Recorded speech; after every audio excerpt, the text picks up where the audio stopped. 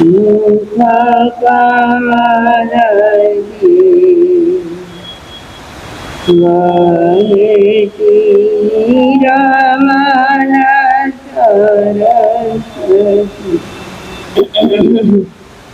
ગણધર વિશાળ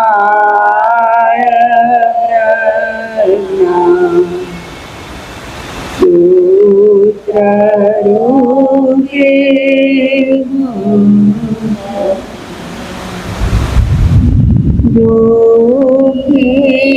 દુખિયાને પાપી તરા દુઃખ પાપને નિવારતી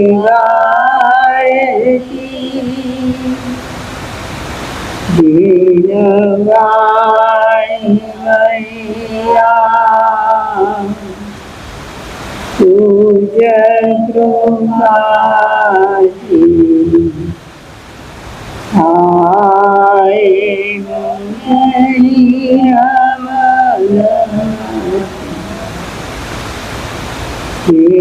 દિનવાણી મૈયા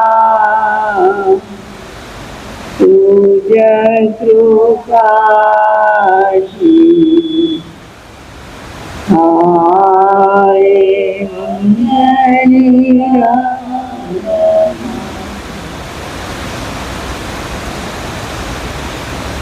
અનંત જ્ઞાની અનંત દર્શની ત્રિલોકીનાથ તીર્થંકર પરમાત્મા શ્રમણ ભગવાન મહાવીર સ્વામીના શ્રી ચરણોમાં આપણી સૌની ભાવના.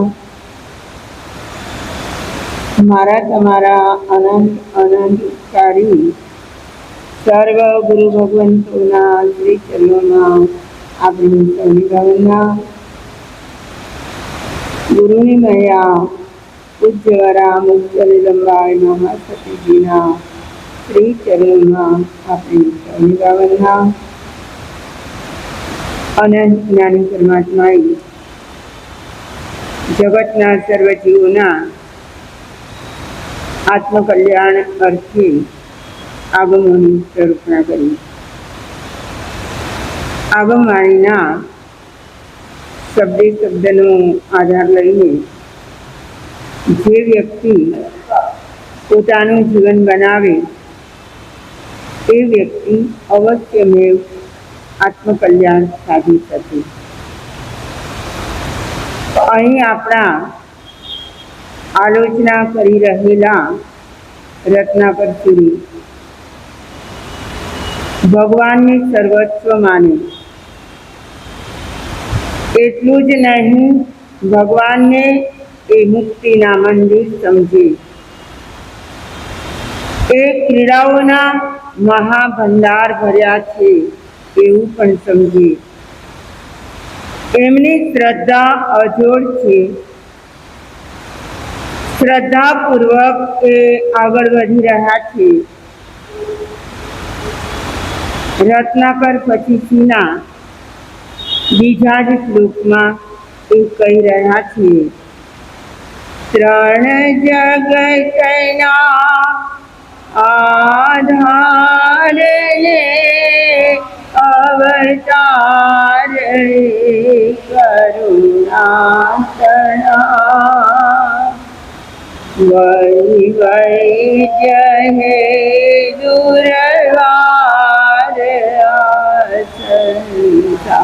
સંસારના દુઃખો વિતરાગ વલ્લભ વિશ્વના તુજ પાસ અરજી ઉચરો જાણો છતાં પણ કઈ અને આરદય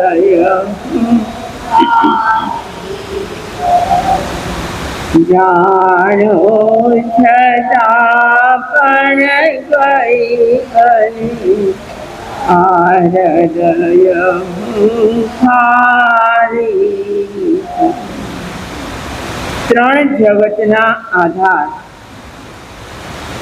પ્રશ્ન એ થાય કે ત્રણ જગત કયા?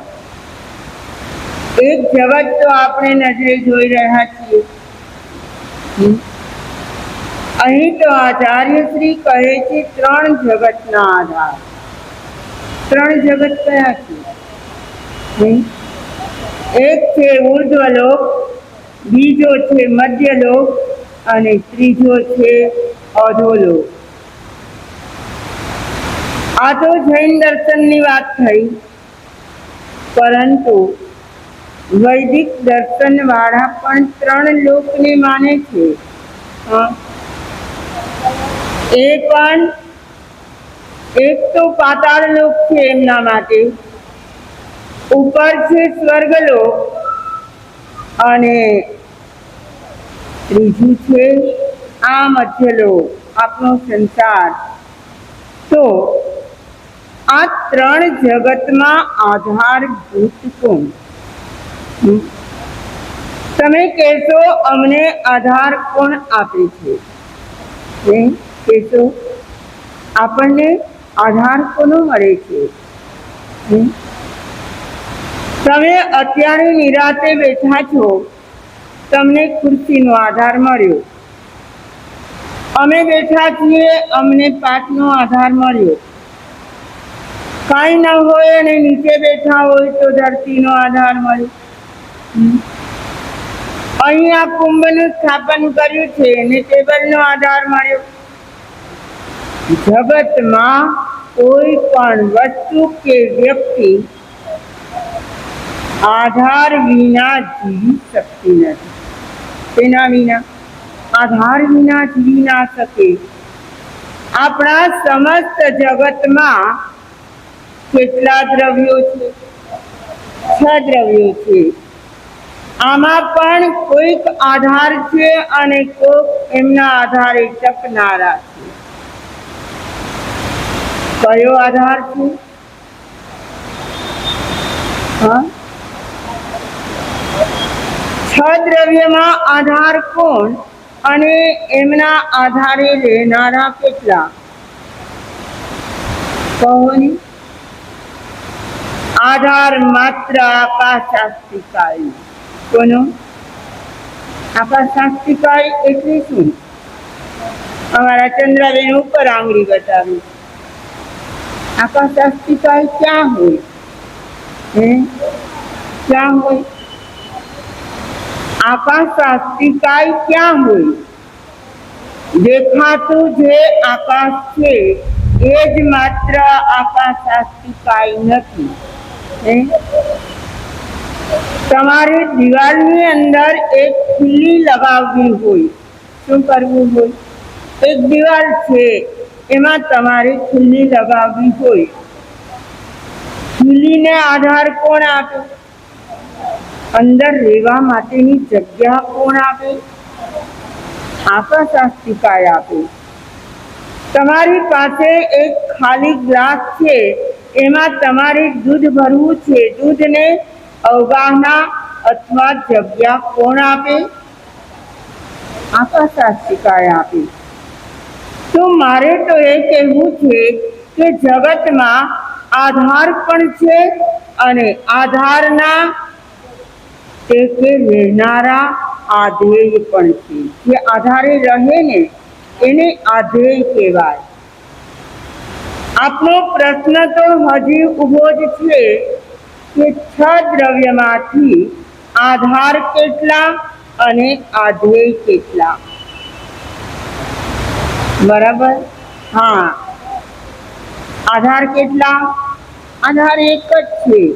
કયો? આકાશાસ્તિકાય.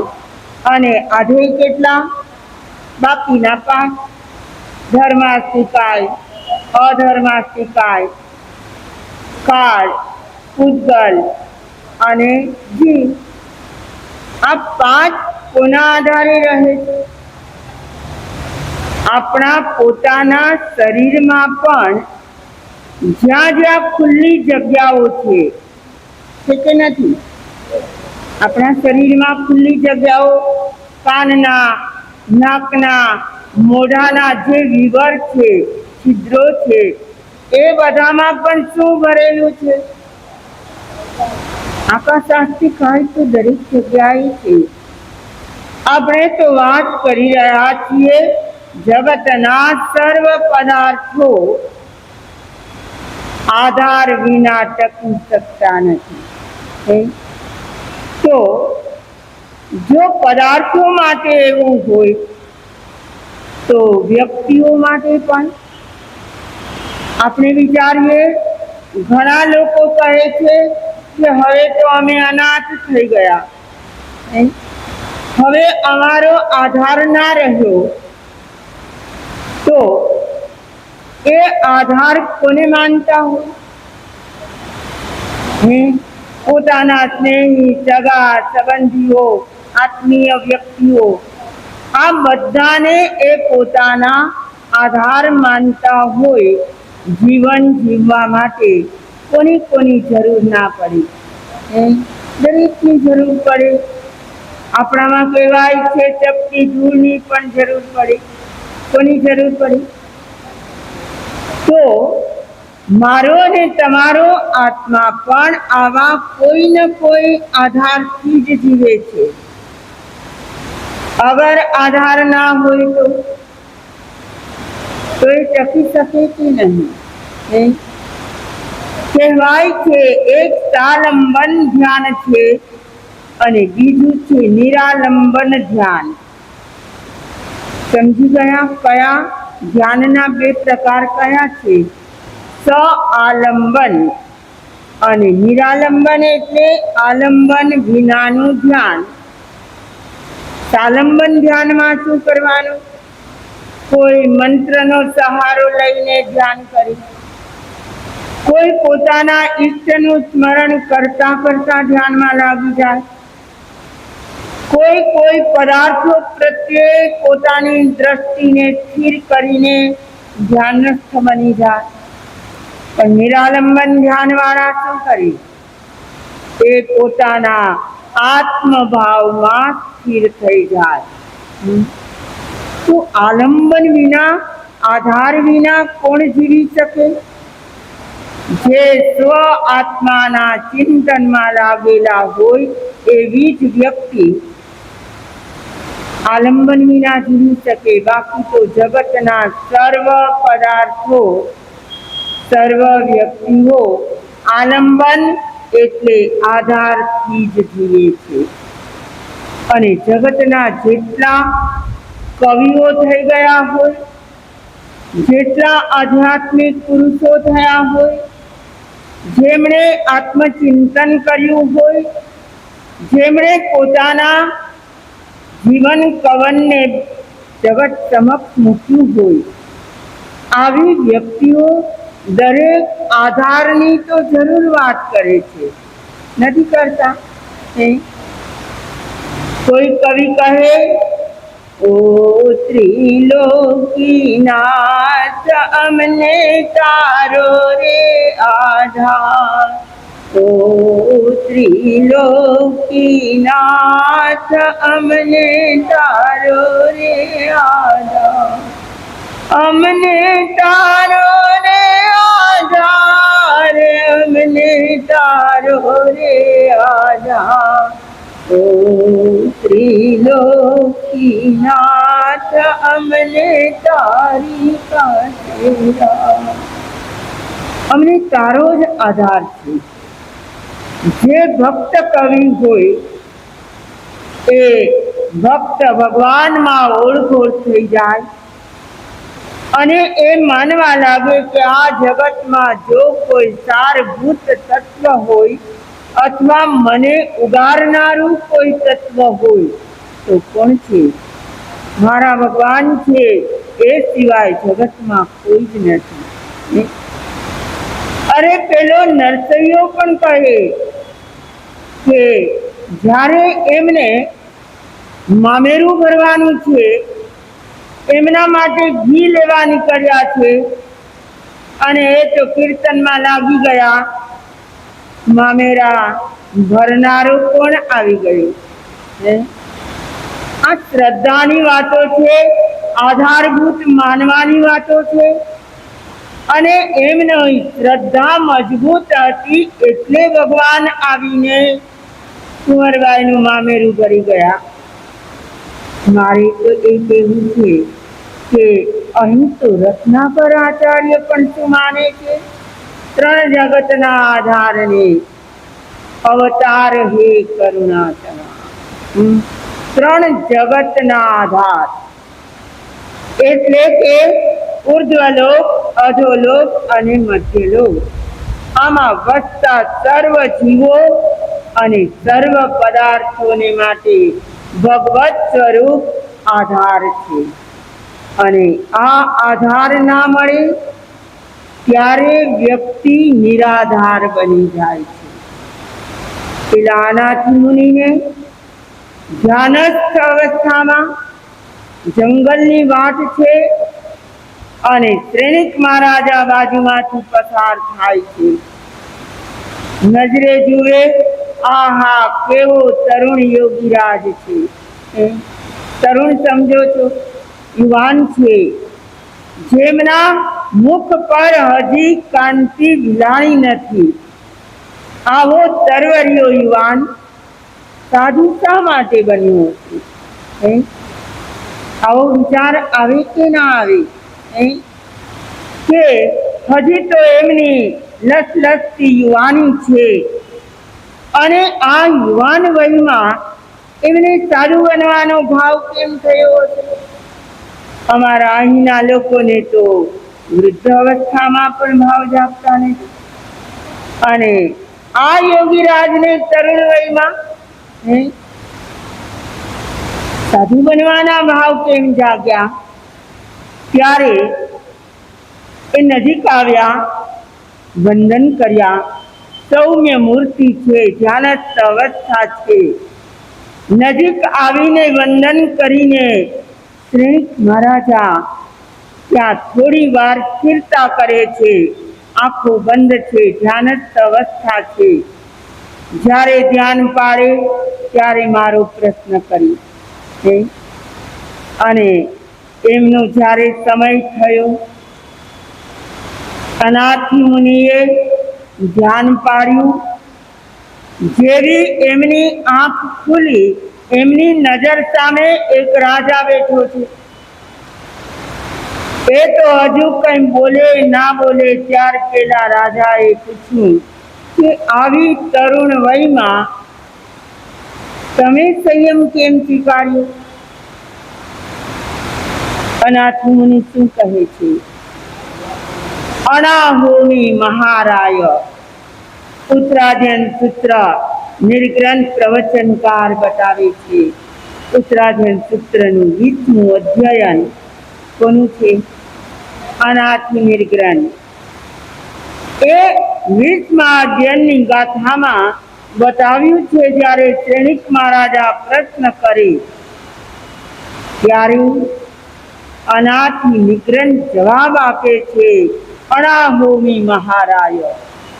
હે મહારાજ, હું અનાથ હતો એટલે મેં સંયમ અંગીકાર કર્યો. શ્રેષ્ઠ મહારાજા કહે છે તરત જ કે જો આ દુનિયામાં તારો કોઈ નાથ ન હોય તો હવે હું તારો નાથ બનું છું. તારી સર્વ જવાબદારી મારી છે. હા, નાથ કોને કહેવાય? તમે કોને કહો બેનો? તમે નાથ કોને કહો? શ્રાવકજીને. વાહ વાહ, કેવો મજાનો શબ્દ છે. શ્રાવકજીને અમે નાથ કહીએ. કેટલાક તો વળી સ્વામીનાથ કહે ને. તો નાથ શબ્દની વ્યાખ્યા શું છે? નાથ કહેવા કોને?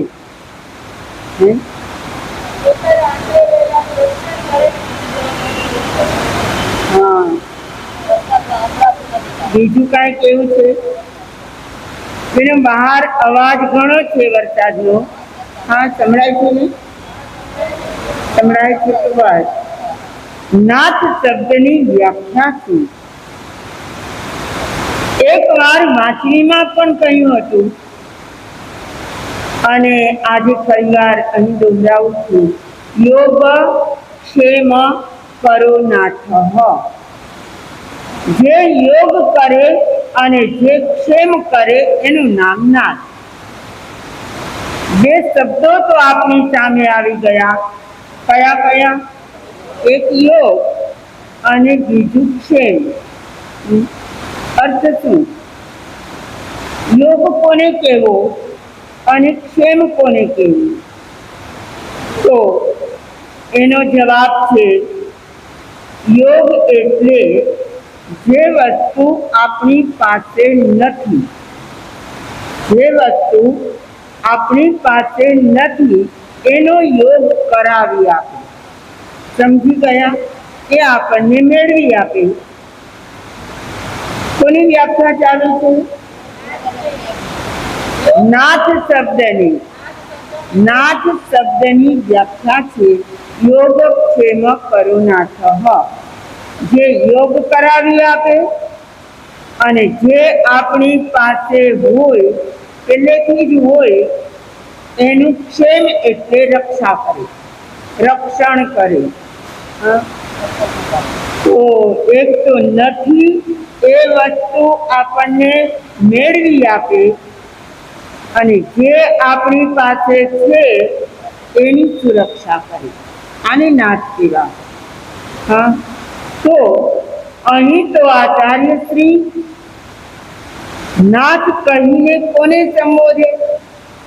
ભગવત સ્વરૂપ જે હોય, ત્રણ જગતના આધાર જે હોય, ત્રણ જગતનું જે આલંબન હોય એને એ સંબોધીને કહી રહ્યા છે. અહીં અનાથ મુનિ શું કહે છે કે હે શ્રેણિક મહારાજા, હું પોતે અનાથ હતો એટલે મેં સંયમ સ્વીકાર્યો. હવે શ્રેણિક મહારાજાએ ઉદાર ભાવે કહી દીધું કે તારો કોઈ નાથ ન હોય તો આજથી હું તારો નાથ બન્યો. હું તારા પાસે જે વસ્તુ નહીં હોય એ તને સુવિધા કરી આપી અને જે વસ્તુ તારી પાસે હશે એની સુરક્ષા કરી. હા, ત્યારે શ્રેણિક મહારાજાને પણ કેવો જવાબ મળે છે કે તું મારો નાથ કેવી રીતે બની શકે? હે રાજન, તું પોતે પણ અનાથ છે. કેવો છે? શ્રેણિક મહારાજા અનાથ હતા ખરા? હા હા, એના આખા 25-27 શ્લોકોમાં વર્ણન છે. વાંચો તો ખ્યાલ આવે. ગુજરાતી કાવ્ય પણ એમનું બનેલું છે અને એમાં એવા ભાવવાહી શ્લોકો છે. અનાથી નિગ્રંથને શ્રેણિક મહારાજા કહે કે મારા ઘરે તો રાજ્ય ભંડાર છે, મારે ઘરે તો હાથીઓ છે, ઘોડાઓ છે, હા, પાયદળ છે, રથો છે, કેટલી બધી સામગ્રીઓ છે. વળી મારા સ્નેહી સગાઓનો તો કોઈ પાર નથી. અરે તારી પાસે જે છે એવું તો મારી પાસે પણ નહોતું. આનાથી નિગ્રંથની વાત સાંભળો તો ખ્યાલ આવે કે એ અનાથી નિગ્રંથ પોતાના પિતાજીનું વર્ણન કરે. એ ઇભ્ય શ્રેષ્ઠી હતા. ઇભ્ય શ્રેષ્ઠી. ઇભ્ય શ્રેષ્ઠી કોને કહેવાય? ઈભ કહેવાય છે હાથીને. અને હાથી જેમાં આખો એ અંબાડી સહિત ડૂબી જાય એટલા તો એના ઘરે રત્નો હતા. એના ઘરે બીજું શું ના હોય? એટલે આવા ઇભ્ય શ્રેષ્ઠીના પુત્ર અનાથી નિગ્રંથ એ કહે છે કે રાજન, તું પોતે અનાથ છે તું મારો નાથ કેમ બને?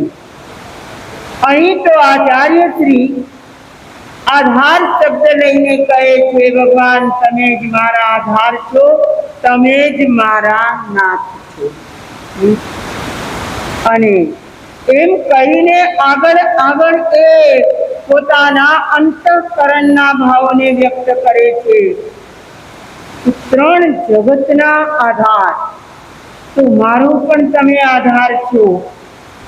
અને જે વ્યક્તિ ભક્ત હોય એ ભગવાનને ઓળઘોળ થઈને કહે, ભક્તિમાં રસ તરબોળ થઈ જાય અને કહે કે તમારા વિના મારું કોઈ જ નથી. તમારામાંથી કોણ કહે કે ભગવાન સિવાય મારું કોઈ નથી? કહો છો ખરા? તમને તો કેટલા બધા સગાઓ, સ્નેહીઓ, આત્મીયજનો મળ્યા છે. અનાથી મુનિને કોઈ નહોતા મળ્યા, એમને પણ મળ્યા હતા, પણ એ તો આંતર ખોજમાં હતા કે આ બાહરી જગતમાં મને જે આધારભૂત છે એ મારા આંતરિક જગતમાં કંઈ પણ ફેરફાર કરી શકશે નહીં. એક ભક્ત એવો ભગવાનની ભક્તિમાં લાગેલો અને ભક્તિ કરતા કરતા ભગવત સ્વરૂપમાં એવો તરબોળ થઈ ગયો અને કહે છે કે ભગવાન હવે તો ગમે તેમ કરીને તારે મને દર્શન દેવા જ પડશે. અને ભગવાન પણ ભક્તના કહ્યામાં હોય છે. કોના? ભક્તના કહ્યામાં હોય છે. જો એમને સાચા અર્થમાં ભક્ત લાગે તો ભગવાન પણ દોડીને આવે. નરસૈયાના ઘરે આવ્યા હતા કે નહીં? તો આ ભક્ત કહે છે કે તારે મને દર્શન દેવા જ જોઈએ. જ્યાં સુધી દર્શન નહીં મળે ત્યાં સુધી હું ભક્તિને છોડીશ નહીં. અને ભગવાન આવ્યા પણ ખરા.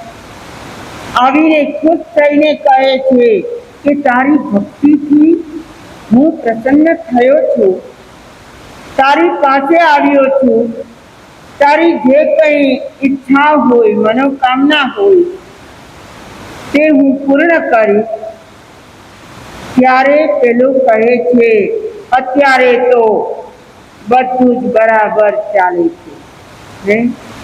સામે ભગવાન આવે, દેવા તૈયાર હોય, ત્યારે પણ એવું કોણ કહી શકે કે અત્યારે બધું બરાબર છે, મારે કાંઈ જોઈતું નથી? આપણે તો બધું બરાબર હોય ત્યારે પણ જોતું હોય. તો પેલા ભક્તને તો જવાબ મળ્યો, તારે જે જોઈએ તે આપું. ભક્ત પણ હોશિયાર છે, કહે છે ભગવાન અત્યારે તો કાંઈ જરૂર નથી, પણ તું મને એક પ્રોમિસ દઈને જા. શાનું? કે હું જ્યારે કષ્ટમાં હોઉં, હું જ્યારે તને યાદ કરું ત્યારે તારે દોડીને મારી પાસે આવવું. ભારે હોશિયાર કર્યું ભક્ત. અને એમણે ભગવાન પાસેથી પ્રોમિસ પણ માગ્યું અને ભગવાને આપ્યું પણ ખરું. તથાસ્તુ. હા. અને હવે ઘણો સમય પસાર થઈ ગયો.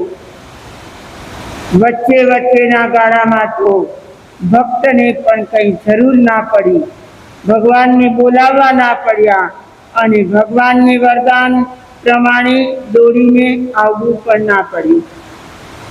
પરંતુ એક કટોકટીનો સમય આવી ગયો કે જ્યારે એ ભક્ત કોઈ બિલ્ડિંગના 10મા માળે ગયો હતો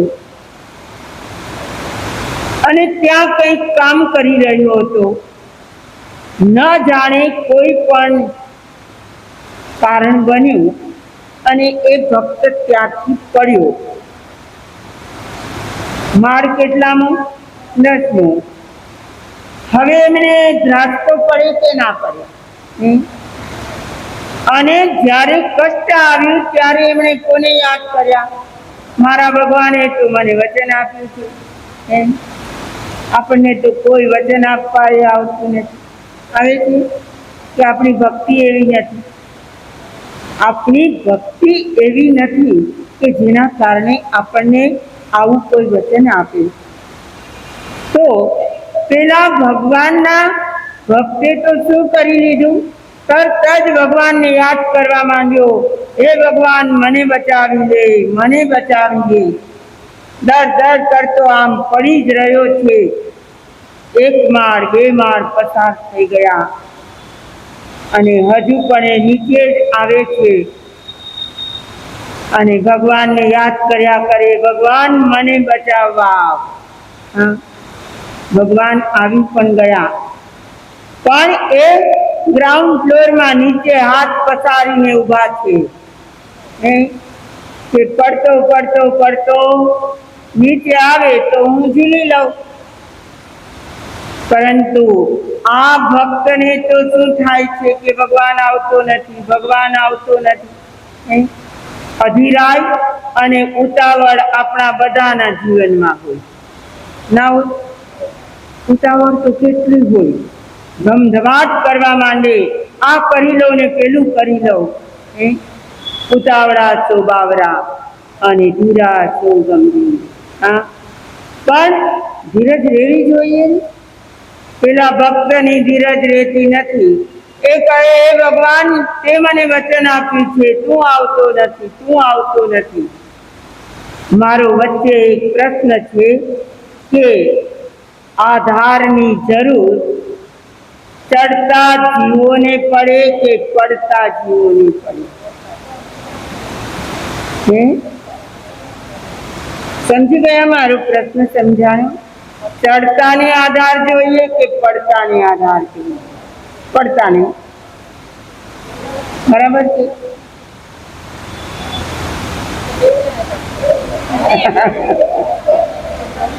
હું સ્થિર થઈ ગઈ એટલે સાહેબેન કે બેયને આધાર જોઈએ. પણ પડતાને પણ આધાર જોઈએ અને ચડતાને આધાર શેનો જોઈએ ખબર છે?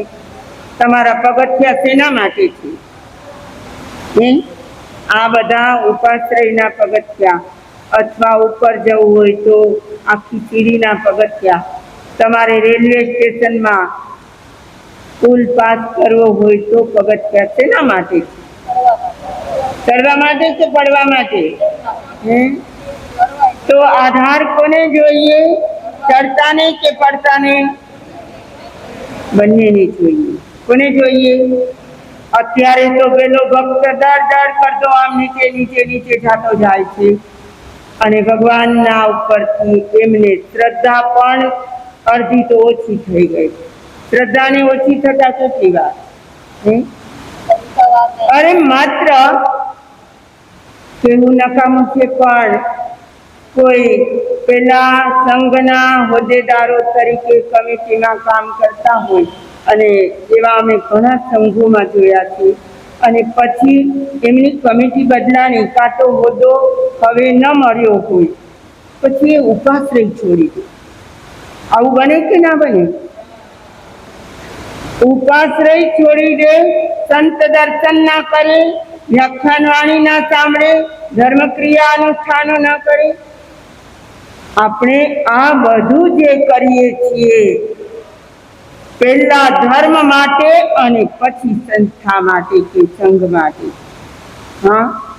તો આપણે સંઘમાંથી નીકળી ગયા, કમિટીમાંથી નીકળી ગયા, સામેથી કદાચ રાજીનામું આપી દીધું તો પણ ધર્મસ્થાનક છોડવાનું હોય ખરું? નહીં. તો મારે તો એ કહેવું છે કે શ્રદ્ધાને દગાયમાન થતા વાર લાગતી નથી. પેલા ભક્તની શ્રદ્ધા પણ દગાયમાન થઈ ગઈ કે મારા ભગવાન તો આવતા નથી, આવતા નથી. અને ભગવાન એના ભાવોને જાણીને નીચે ઊભા ઊભા હાથ પસારીને ખડખડાટ હસે છે કે આ ભક્ત તો થોડી શ્રદ્ધા દગાયમાન કરીને હવે આગળ પડી જ રહ્યો છે. 5મા માળ સુધી આવ્યો છે.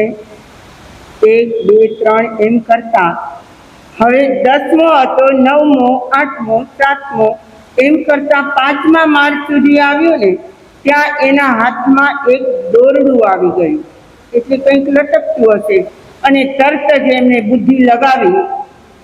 જોજો ભક્તિ અને બુદ્ધિને જામે નહીં. ભક્તિ હોય તો બુદ્ધિ ના લગાવાય અને બુદ્ધિ વાપરવી હોય તો ભક્તિ ના થાય. આપણે શું કરીએ છીએ? અરે ભક્તિ કરવામાં બુદ્ધિને પેલા લગાવીએ. પેલા ભક્તે પણ શું કર્યું? એને થયું કે ભગવાન તો આવે કે ના આવે, હું શું કરું? આ દોરડું મજાનું મળ્યું છે તો પકડી તો લઉં, બચી તો જાઉં. એટલે એમણે જોરથી બંને હાથે, પેલા એક હાથે પકડ્યું ને પછી બીજો હાથ પણ પકડી લીધો અને હવે લટકી રહ્યો છે. અને એમના પગ કોઈ ચીડી સાથે એમણે ટેકવી દીધા અને હજી યાદ તો કોને કરે છે, હે ભગવાન, હું આ રીતે લટકી રહ્યો છું, હવે તો મારા પર દયા લાવીને તું આવતો ખરો. હવે તો ભગવાન પણ થોડા નજીક થઈ ગયા છે. ગ્રાઉન્ડ ફ્લોરમાં ઊભા છે અને ખડખડાટ હસે છે. એ કહે છે, હું ક્યારથી તારો રાહ જોઉં છું, તું આવે એટલે હું તને ઝીલી લઉં. પણ તને તો તારા દોરડા પર શ્રદ્ધા છે. કોના પર? દોરડા પર શ્રદ્ધા છે. આપણે આવા કોઈ દોરડા પકડ્યા છે કે નથી પકડ્યા? આપણે આવા કોઈ દોરડા પકડ્યા છે કે નથી પકડ્યા? આપણને તો આધાર લાગે છે. કોઈને લાગે કે મારા પિતા એ મારો આધાર છે, કોઈને લાગે દાદા એ પણ મારો આધાર છે, કોઈને લાગે પતિ એ પણ આધાર છે, કોઈને લાગે દીકરો એ મારો આધાર છે. આધાર કેટલા પ્રકારના હોય? અરે ચીજ વસ્તુઓના, પ્રોપર્ટીનો પણ આધાર માનીને બેઠા હોય. કાંઈ વાંધો નહીં, દીકરો જુદો રહે તો ભલે રહે, મારી પાસે મારી મૂડી છે. માને કે ના માને? આ બધા દોરડા છે કે નથી? પેલા ભક્તે તો એક દોરડું પકડ્યું હતું. આપણે કેટલા પકડ્યા છે? ભગવાન આપણી પાસે ક્યાંથી આવે? આવે કે ના આવે? એ આધાર બનવા આવ્યા છે, એ ઝીલી લેવા તૈયાર છે, પણ પેલો ભક્ત ક્યાં અટવાઈ ગયો? હવે દોરડાને મજબૂત પકડીને ઊભો છે. મારે તો કહેવું છે કે આ ભક્ત જેવી તો આપણી દશા નથી, એવી જ છે. ત્રણ જગતના આધારની અવતાર હે કરુણાચના.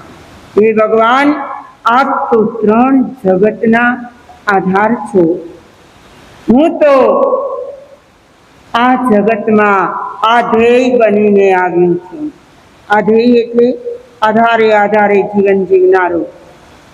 એવો ભક્ત બની જઈએ કે જેથી કરીને આપણે એ આધારના કારણે આપણે પણ ઉભરી જઈએ, બચી જઈએ.